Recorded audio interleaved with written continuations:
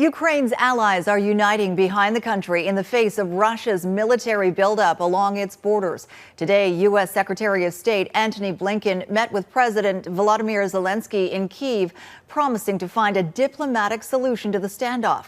But he warned there will be a cost if Russia tries to invade or destabilize its neighbor. Michael Couteur reports on how Canada and others are uniting in support of Ukraine and putting pressure on the Kremlin. It's the arsenal that couldn't arrive soon enough for Ukraine.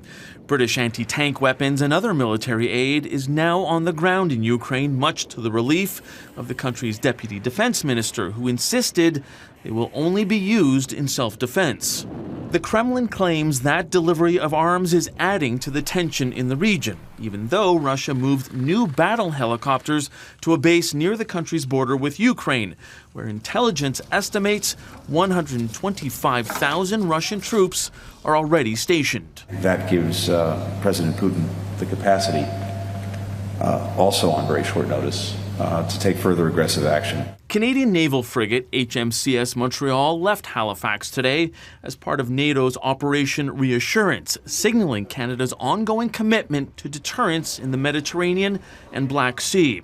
Prime Minister Justin Trudeau says Russia is looking for excuses to escalate its aggression. We are standing there with diplomatic responses, with sanctions, with a full press on the international stage to ensure that Russia respects the people of Ukraine. That same message is coming from Germany's Olaf Scholz. For years, his predecessor, Angela Merkel, was a strong voice willing to stand up to Vladimir Putin. The new chancellor was blunt about our commitment to Ukraine's territorial integrity and about a key principle of our common European peace order, that borders must not be moved by force. Scholz has signaled economic sanctions are possible, like cutting off the German import of gas from Russia. Germany could do a lot more, should do a great deal more in this case, because ultimately an invasion of Ukraine would be a threat to all the countries on the continent. Western allies continue to say Russian aggression is unacceptable, but that was the message in 2014 when Putin annexed Crimea too. Michael Couteur, Global News, Ottawa. Well, Canada already has a large contingent of troops in Europe, but what more can this country do to help deter Russia? Our Ottawa Bureau Chief, Mercedes Stephenson, joins us now. Mercedes, what kind of support is Ukraine asking for? Sophie, Ukraine is looking for a way to deter an invasion, and if that's not possible, to at least slow one down.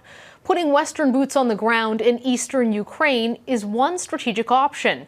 Planting the Canadian flag as far east as possible with something like military trainers or observers could be enough to make Russia think twice. The troops wouldn't need to be there to fight. The mere presence of Western soldiers could mean Russia runs the risk of triggering a significant NATO military response. Whether that's something the Canadian government would consider contributing to is unclear. Canada would only participate in a combat operation if there was an American-led coalition formed. That could include anything from Canadian infantry to fighter jets, medical support, or surveillance. Right now, there are nearly 1,000 Canadian troops deployed to the region.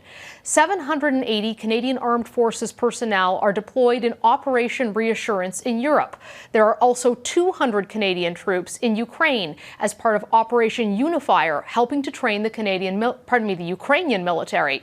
240 sailors are on HMCS Montreal, as Mike just mentioned in his report, and 540 soldiers are on a standing presence mission in Latvia.